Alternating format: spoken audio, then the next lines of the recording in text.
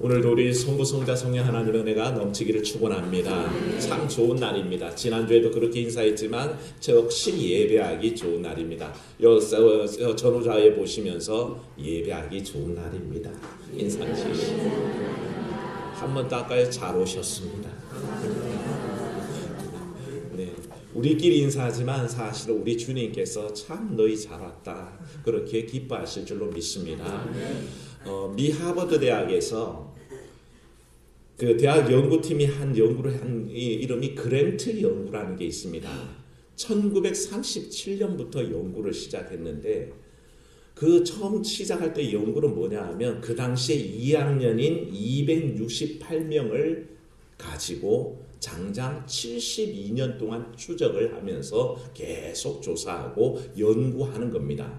그래서 그것을 2009년도에 1937년부터 시작해서 2009년까지 72년간 추적 조사하면서 연구한 그 256명에 대한 결과들을 보고한 적이 있습니다. 그 연구의 주요 내용이 뭐였냐 하면 과연 행복한 삶에도 법칙이 있는 건가 하는 것을 추적했던 겁니다. 그러니까 몇 가지 결론이 도출됐는데 그 중에 행복의 기준을 한 7가지로 뽑아냈습니다. 근데 그 7가지 뽑아냈더니 우리가 보통 일반인들이 행복하다라고 생각하는 부와 명예와 학벌, 타고난 외모 따위는 하나도 들어가지 않더라는 것입니다. 오히려 그 추적조사에서 나온 결과는 뭐냐 하면 가장 첫째 조건이 뭐냐 하면 고난에 대처하는 자세가 있느냐라는 것이 행복의 조건이라는 것입니다. 다시 말하면 행복지수가 높은 사람일수록 고난이 닥치면 좌절하고 힘겨워하고 어려워하는 게 아니라 그 고난을 풀어낼 자기 능력을 개발하고 그 고난을 기쁜 마음으로 도전하고 이겨나가기 위해 힘쓰는 모습을 보이더라는 것입니다. 그게 행복의 첫 번째 비결이고 두 번째가 평생 교육이더랍니다. 얼마나 배우려는 자세가 있는가 하는 것이 행복의 또 하나의 지수를 높여주는 요인이었고요. 세 번째가 안정적인 결혼생활, 가정생활을 영위하는 것.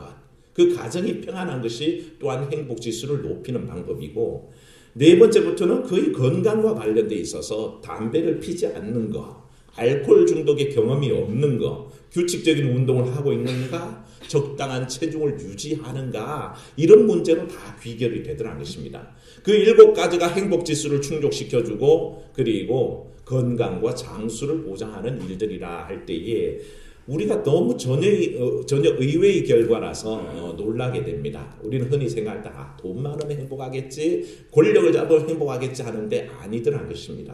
근데 이 발표를 가만히 제가 들여다보면서 그런 생각했습니다. 이거는 교회 다니는 사람들이 거의 갖고 있는 특징이다라는 생각을 했습니다. 우리 교회에서 다니는 사람은 어떻습니까? 고난 당하면 막 슬퍼하고 괴로워하고 고통스러워합니까? 오히려 이겨내는 여러분 되시는 줄로 믿습니다. 우리는 고난이 오면 걱정하지 않습니다. 하나님 앞에 기도하고 오히려 능력으로 이겨낼 준비기에 굉장히 긍정적인 마인드를 갖고 있죠. 왜? 기도에 응답하시는 하나님이 계시지 않습니까? 그러니까 가만히 보면 이 모든 특징들이 다 예수 믿는 사람들이 가질 수 있는 일들입니다. 평생 교육 얼마나 배우려고 하느냐? 우리 한번 노건사님들, 노집사님들 보십시오. 그 연세에도 오늘 교회 와서 말씀 배우려고 얼마나 애를 씁니까? 교회 다니면요, 교회 안 다니는 사람보다 똑똑하답니다. 믿으십니까? 정말로 똑똑하답니다. 왜냐하면요, 교회 안 다니는 사람들은 이렇게 매주, 교회 다니는 분들은 매주 강연을 듣지 않습니까? 그래서 뭔가 하나님의 말씀을 통한 귀한 교훈들, 예화를 통한 어떤 지식들까지 들으니까 교회 다니는 사람들 말 잘합니다라는 소리를 그래서 듣는 거예요. 그러니까 배우려는 자세도 있습니다. 무엇보다 자기 몸이 하나님 앞에 거룩한 산재물로 드려지려고 자기를 절제하는 생활을 하잖아요. 그래서 사실은 우리 그리스도인들이 제일 행복한 줄로 믿습니다. 우리에게는 행복이 있습니다. 바로 세상 사람들은 72년 동안 추적해야 알 수 있는 일을 우리는 교회 다니고 예수님을 영접하는 그 순간에 바로 알게 되니 얼마나 행복합니까? 72년의 조사가 무슨 필요합니까? 7분만 말씀 들으면 행복해지는 줄로 믿습니다. 바로 긍정적인 면이 우리 가운데 있다는 것입니다. 근데 오늘 말씀은 우리에게 조금 더 구체적으로 이 행복에 관한 것을 알려주고 계시는데요. 오늘 말씀 보면 우리가 진지하게 한번 받아들여야 되는 말씀이 있습니다. 한번 따라합시다. 내가 오늘 내 행복을 위하여. 누구 행복을 위해서요? 우리 행복을 위해서라는 것입니다. 하나님의 행복을 위한 것이 아니란 것입니다. 오늘 말씀을 우리가 읽어보면요. 말씀에는 행복해지기 위해서 몇 가지를 권하고 있는데 사랑하라, 섬겨라, 순종해라 말씀하시는데 이 모든 일들은 자칫 착각하면 뭘 하나님을 위해서 내가 마치 하는 것처럼 하나님 좋으라고 하는 것처럼 하는 일들이 포함되어 있다는 것입니다. 예배하고 기도하고 찬양하고 하나님을 섬기는 이 모든 일들이 마치 하나님이 좋아라고 하는 일 같은데 말씀을 진지하게 대하다 보니 누구 행복을 위해서요? 우리 행복을 위해서 하라는 것들이란 것입니다. 하나님은 철저하게 우리 중심으로 말씀하고 계시는 것을 우리 잘못 생각하면 내가 하나님을 위해서 뭔가 대단히 하나님 좋으라고 하고 있는 것처럼 착각하게 된다는 것이죠. 근데 이런 사실이 금방 깨달아지느냐 하면 사실은 그렇지 않습니다. 처음에는 마치 하나님 좋아라고 하는 일처럼 생각되다가 시간이 지나면 날 위해 주셨다는 것을 알게 되는 경우가 많습니다. 아이들 키워보신 분들은 다 알고 있는 일입니다. 공부해라, 밥 먹어라, 날씨 추워지니 옷 두텁게 입어라, 날씨 더우니 옷 얇게 입고 가라 이렇게 말하면 누구 위한 겁니까?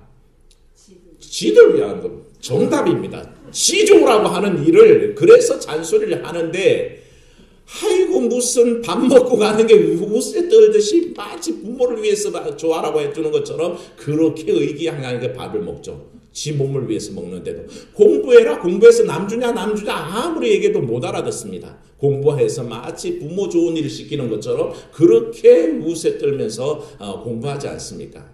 아니 날씨 추울 때 두터운 옷 입으면 자기 몸이 따뜻하고 좋지 그게 부모가 좋을 게 뭐가 있겠습니까? 그런데도 아이들은 큰 소리를 치죠. 마치 공부해서 부모 주듯이 밥 먹어서 부모에게 뭘 주듯이 그렇게 산다는 것입니다. 나중에 철이 들면 알게 되더라고요. 제가 가만히 제 모습을 돌아봤더니 나는 그걸 알고 부모 말을 잘 들었나 돌아봤더니 아니더란 것입니다. 나도 그때는 그랬다는 것입니다. 마치 엄마를 위해서 엄마 좋아라고 해주는 것처럼 부모 좋아라고 해주는 것처럼 그렇게 위세를 떨면서 했던 일들이 지금 생각하면 다 나를 위한 잔소리셨구나, 날 위해서 그러셨구나 하는 것을 깨닫게 된다는 거죠. 사람이 철이 들어야 됩니다. 그런데 이 신앙에 철이 드는 것도 시간이 필요하더란 것입니다. 처음 딱 듣자마자 하나님께서 날 위해서 나 좋으라고 하시는구나 라는 것을 깨닫기까지는 오래 걸린다는 것입니다. 그때까지는 우리는 늘 생각하기를 하나님 좋아라고 하는 일이지, 목사님 좋아라고 하는 일이지, 교회 좋아라고 하는 일이지 라고 착각하며 지내게 된다는 것입니다. 하지만 사랑하는 여러분, 신앙 안에 성숙한 여러분 되시기를 축원합니다. 그게 신앙에 철드는 겁니다. 신앙이 성숙해지면 나중에는 그런 모든 것들을 알게 된다는 것입니다. 하나님은 철저하게 우리를 위해서 권고하시고 우리를 위해서 구원하고 계시는 겁니다. 오늘 마음 열고 그 구원하심을 받으시기를 축원합니다. 첫 번째 뭘 권하시냐 하면요, 한번 따라합시다. 사랑하라. 누구를 사랑하라는 걸까요? 하나님을 사랑하는 것입니다. 그러면 목사님, 하나님을 사랑하는 것은 하나님이 좋아라고 하는 일이지 나 좋아라고 하는 일입니까? 라고 물어볼 수 있습니다. 그런데 하나님을 사랑하는 방법에 대해서 우리가 생각할 때 예배하고 기도하고 찬양하고 이 모든 신앙적 행위가 다 하나님을 위해서 사랑해서 하는 일이잖아요. 그런데 이 일들이 나를 위해서 하는 것이라는 것을 고백하기까지 이게 여러분을 위한 겁니까? 네, 그렇습니다 라고 대답하기까지는 굉장히 힘이 든다는 것이죠. 그저 하나님 좋으라고 하는 억지 충양격의 일이라고 우리는 착각합니다.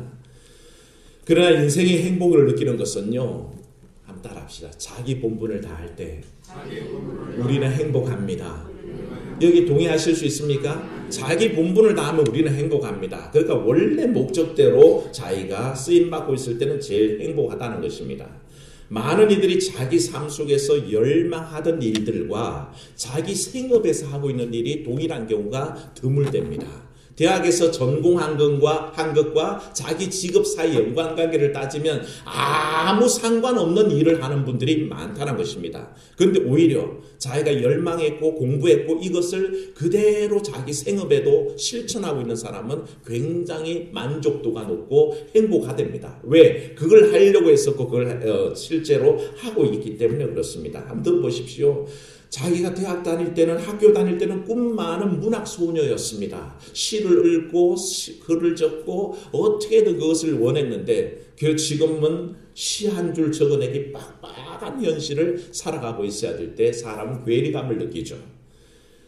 자기가 학교 다닐 때는 미술을 전공했습니다. 그런데 회사에 취직해서는 그림 한 장 그릴 수 없고 오직 복사기 앞에서 날마다 회의 자료만 복사해서 갖다 대고 있으면 얼마나 힘들겠습니까? 우리 청년 중에 우리 혜린이가 그런 얘기를 해요. 자기는 의상 디자이너가 꿈이어서 그걸 공부하고 있는데 지금 가서 인턴 과정 하는 데서는 복사만 하고 있대요. 이렇게 복사만 해다 대니 그게 괴리가 있다는 거죠. 그런 겁니다. 내 삶의 그 이상과 현실이 괴리를 느낄 때 굉장히 힘든다는 것이죠. 어쩌면 그런 생각하는 자체가 사치스럽다는 게 사실 우리 현실의 퍽퍽함입니다. 그런데요, 어떤 분이 프로에 관해서 이런 글을 썼습니다. 프로는 어떤 일에 전문적인 사람을 우리가 프로라고 하지 않습니까? 프로 야구 선수, 프로 축구 선수, 프로 바둑기사, 프로 골프 이런 사람들 다 프로라고 얘기하지 않습니까? 이 사람들은 아마추어가 아니라 전적으로 그 일에 매달린 사람들을 보통 프로라 하는데 이 프로란 사람들의 공통점이 있답니다. 뭐냐 하면 그 해당 분야를 즐긴다는 것입니다. 굉장히 그거 아니면 안 될 것처럼 그 일에 정말 전념하는 사람들이 프로라고 얘기합니다. 보통 말할 때 우리는 천재보다 뭐 하는 사람이 낫다? 노력하는 사람이 낫다 그럽니다. 노력하는 사람보다 누가 낫다? 즐기는 사람이 낫다 그럽니다. 천재보다도 노력하는 게 낫고 노력하는 것보다 더 나은 것은 그 일을 즐기는 사람이라고 그렇게 얘기하죠. 그래서 그런 면에서 프로라 생활을 하는 사람들은 그 일을 즐기는 사람들입니다. 그게 너무 좋은 사람들인데 그분들이 그 일의 만족감을 굉장히 가지고 살아간답니다. 왜냐하면 내 좋아서 하는 일을 하는데 세상에 고액 연봉도 주네요. 내가 좋아하는 일 하는데도 돈 받아가면서 하니 얼마나 그 사람들이 삶의 만족도가 높겠습니까? 근데 일반인들은 그분들이 받는 고액 연봉만 보고 돈을 많이 받아서 저 사람이 만족하겠거니 하지만 그렇지 않답니다. 오히려 돈이 적어도 자기 하는 일을 계속 할 수만 있다면 그것을 좋아하고 기뻐하는 게 프로 정신이라고 그렇게 얘기를 하죠. 그래서 어떤 분들이 이 프로라는 말, PRO라는 말에다가 그 철자에다가 하나하나 대입하면서 이런 의미가 있습니다 하는데 제가 참 일리가 있다 해서 한번 소개를 드립니다. 처음에 P, positive랍니다. 긍정적이라는 것입니다. 굉장히 긍정적인 자세를 갖고 이 일을 향해서 매사에 그 일에 맞춰서 어떻게 하면 볼을 더 잘 찰 수 있을까? 어떻게 하면 더 핸디를 낮출 수 있을까? 막 그런 고민들을 한답니다. 바둑기사는 늘 사람들 머리만 보면 흰 머리는 흰 돌, 검은 머리는 검은 돌, 저거는 아다리라서 죽게 됐네. 그게 눈에 보인다는 것입니다. 그 일만 생각하고 그것이 더 나아지려고 애쓰는 삶이 프로의 삶이라서 P, positive, 긍정적이다 그렇게 평가를 하고요. R 그러면 responsibility 그래서 책임적인 자세를 얘기합니다. 책임을 지려는 애쓰는 사람. 이건 아니면 안 된다라는 생각을 가진 사람들이 굉장히 프로 근성이 있는 사람이라는 거죠. 우리가 이번 월드컵을 보면서 사람들이 왜 손흥민 그러는지 실감한 경기가 하나 있었습니다. 3차전 독일전이었는데 골라인을 하프라인을 딱 넘어서는 공이 독일 진영으로 넘어갔습니다. 아무도 그 공을 쫓아갈 생각이 없는데 한 명 누구였습니까? 손흥민이가 50m를 그냥 질주를 하면서 그거 안 넣어도 상관없는 볼이었는데 결국엔 쫓아가서 그 볼을 골로 연결시키지 않습니까? 그래서 독일이 우리 때문에 망했잖아요. 못 나갔습니다. 16강에. 결국에는 그게 프로 정신이라는 것입니다. 골게타면 자기가 어떤 골게터로서 역할을 다 하려고 애쓰는 그 모습이 있다는 것입니다. 그래서 그게 책임적인 자세고요. 이 책임적인 자세가 연결되는 게 PRO 마지막이 뭐냐? Objective. 그래서 바로 목적에 집중하는 삶, 목표에 집중하는 삶이라는 것입니다. 볼이 흘러가고 있으면 그걸 쫓아가서라도 넣겠다는 그런 마음이 필요하다는 것이죠. 그래서 이 프로를 굳이 얘기하는 것은 그런 겁니다. 그 일을 내가 처음 하고 싶었던 일을 하고 있을 때 가장 행복하다는 것이죠. 이 말을 길게 얘기한 것은 사랑 여러분, 인간이 왜 창조되신지를 안다면 우리가 하나님 사랑하는 것이 행복이라는 것을 알게 된다는 것입니다. 말씀 하나 읽어드립니다. 이사야 43장 7절에 얘기하시기를 내 이름으로 불려지는 모든 자, 곧 내가 내 영광을 위하여 창조한 자. 뭐라고요? 내 영광을 위하여 창조한 자라고 그랬습니다. 한번 따라합시다. 내 영광을 위하여 창조한 자. 우리 모두가 그렇다는 것입니다. 희고 금고 예쁘고 못났고 뚱뚱하고 얇고 상관없이 우리는 뭘 위해서요? 하나님의 영광을 위해서 창조되었다는 것입니다. 우리 기독교인들이 하나님을 사랑하는데 프로 정신을 발휘한다면 우리는 하나님 사랑하는데 프로 정신을 발휘해야 된다는 것입니다. 하나님을 온전히 사랑하고 그 일에 온 힘을 다하고 그것이 내가 가장 본분을 다하고 있을 때이고 그때가 인간은 행복하다는 것입니다. 그래서 하나님께서는 인생을 창조하실 때 영원을 사모하는 마음도 주셨고요. 하나님과 더불어 살도록 우리를 인도하셨습니다. 그래서 하나님 앞에 있을 때 우리는 행복합니다. 근데 이걸 모르는 사람들은 먹고 살 만큼도 되었고 자식들도 다 잘 컸는데 나 요즘 왜 이렇게 외로운지 몰라. 삶의 의미가 없어. 그저 한강에나 가볼까. 이런 말들을 하는데 그건 왜냐하면 원래 목적대로 살지 않기 때문에 그렇습니다. 하나님을 창조하도록 부름받았고 찬양하도록 인도하셨는데 하나님을 찬양하고 영광 돌리도록 지은 존재가 그 일을 하고 있지 않을 때는 우리는 언제든지 허무하고 고통 속에 살 수밖에 없다는 것입니다. 그러니 사랑하는 여러분, 하나님을 사랑하는 여러분 되시기를 축원합니다. 하나님을 사랑하는 게 우리의 본분이요. 이 일을 통해서 우리는 행복을 느끼도록 되어 있다는 것입니다. 특별히 이 말씀이 어디랑 연결되어 있냐 하면 우리가 알다시피 신명기는 축복과 저주의 말씀입니다. 아시죠? 신명기의 결론적인 부분을 보면 28장에 거의 다 나와 있습니다. 하나님의 말씀을 순종하면 한번 더 합시다. 들어와도 복을 받고 나가도 복을 받습니다. 신명기의 결론입니다. 신명기는 얘기하기를 인생들은 하나님 말씀에 순종하여 살면 나와도 복을 받고 들어와도 복을 받는다 그랬습니다.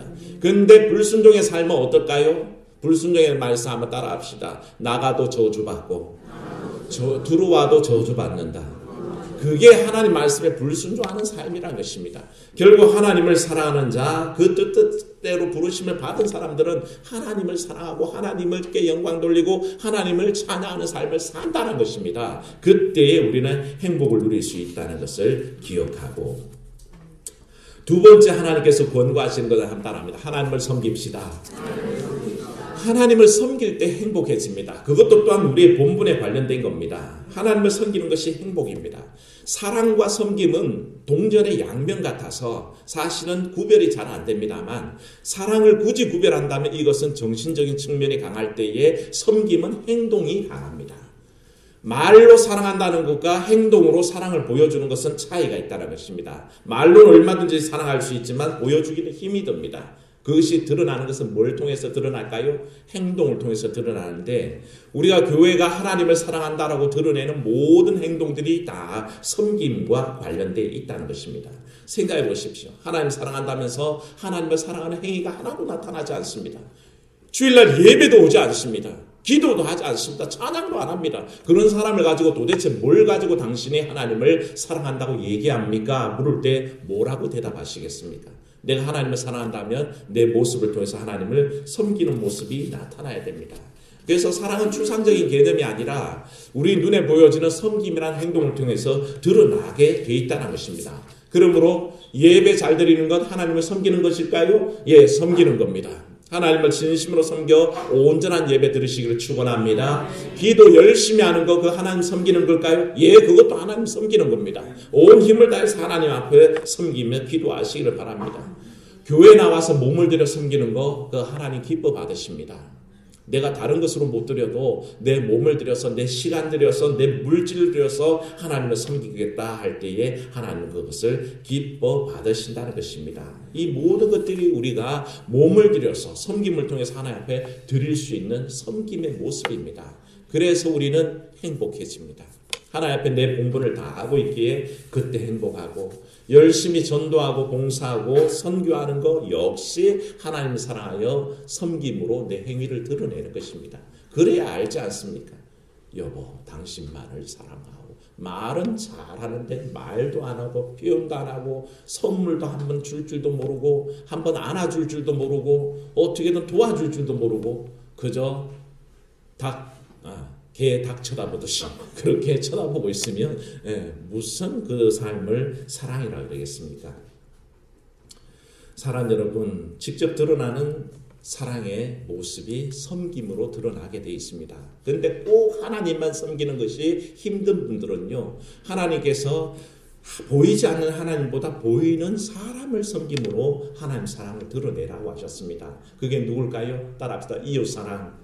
더 크게 이웃사랑. 이웃사랑입니다. 하나님 사랑이 눈에 보여지기 힘들 때는 이웃사랑을 통해서 드러내라는 것입니다. 이웃을 섬기는 것은 하나님께서 하나님을 섬기는 것과 똑같다라고 얘기했습니다. 너희가 이 어린 소자 하나에게 물 한 잔 대접해도 병들고 가난하고 어려운 사람에게 마음을 다하여 섬기는 것, 이 어린 소자 하나에게 한 것이 곧 누구에게 한 것이라? 하나님에게, 예수 그리스도에게 한 것과 동일하다고 말씀하셨습니다. 그러니 그들을 섬겨서 하나님을 섬기는 마음을 표현하는 겁니다. 나그네가 지나가다 보면 물 한 잔 대접하는 겁니다. 그때 부지불식 중에 하나님을 섬기게 되는 거죠. 우리 교회는 자주 이렇게 거리에 천사들이 오셔서 문을 두드립니다. 목사님, 배가 고파요. 제 방에는 늘 사발면 박스가 있으면 제가 그분들 왔는데 밥을 해드릴 수는 없잖아요. 돈을 드리면 술을 또 사서 드셔요. 1,000원을 드려도 소주를 한 잔 이렇게 모아가지고 자꾸 술을 드셔서 식사를 한 끼 대접하는 게 좋겠다 싶은데 밥이 있나요? 그래서 사발면을 늘 비치해 두고 그렇게 똑똑 오면 제가 끓여다가 바깥에 일부러 테이블 놔두고 있지 않습니까? 거기에 이렇게 해서 물도 떠다 드리고 커피도 한 잔 드릴까요? 그래서 시중 들어서 보내드리면서 제 마음에 그런 마음이, 왜 여러분 그런 거 하면 뿌듯하지 않습니까? 거짓말입니까? 저는 그거 할 때 뿌듯합니다.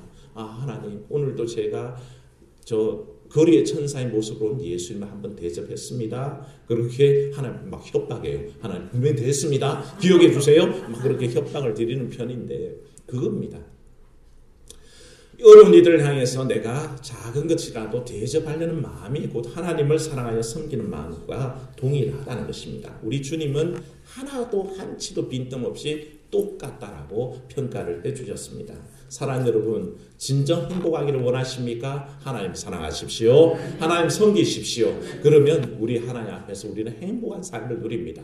왜냐하면 그것 때문에 우리를 지으셨고 부르셨고 인도하시는 겁니다. 그 사명 잘 감당하여 칭찬 듣는 우리 모든 현적 교우들이 되시기를 주의 이름으로 축원합니다. 은혜로우신 하나님 아버지, 오늘도 우리 말씀을 통해서 참으로 하나님께서 내게 지키지 않고 하신 것들이 나를 위한 것임을 깨닫게 됩니다. 우리는 하나님, 그게 마치 하나님을 위해서 하는 일인 것처럼, 마치 교회 좋으라고 하는 것처럼, 목사님 좋아라고 하는 것처럼 그렇게 착각하고 있지만, 하나님께서 이 모든 일들을 우리에게 허락하실 때 나 좋아라고 하시는 일이고 내게 복 주시려고 하시는 일이고 장차 누릴 큰 기쁨을 알게 하시려고 명하셨다는 것을 기억하게 하여 주시옵소서. 하나님 사랑함에 최선을 다하게 하셔서 이를 위해서 우리에게 불러주신 그 본분을 따라 하나님을 진심으로 사랑하여 섬기며 하나님 앞에 올려드릴 모든 것들을 돌려드리는 그런 믿음의 삶이 되게 인도하여 주시옵소서. 이래 아버지 하나님, 주께서 늘 관심 가지시고 또한 아버지 하나님, 하나님을 사랑하는 만큼 이웃 사랑을 통해서 하나님 사랑과 똑같다고 말씀해 주셨사오니 우리 주변을 돌아보며 참으로 아버지 먼데 어려움 당한 사람들을 돌아보며 참으로 아버지 하나님 고통 중에 있는 이웃과 교우들을 돌아보는 그런 귀한 삶을 살아내게 도와주시옵소서. 주 예수님 이름으로 기도하옵나이다. 아멘.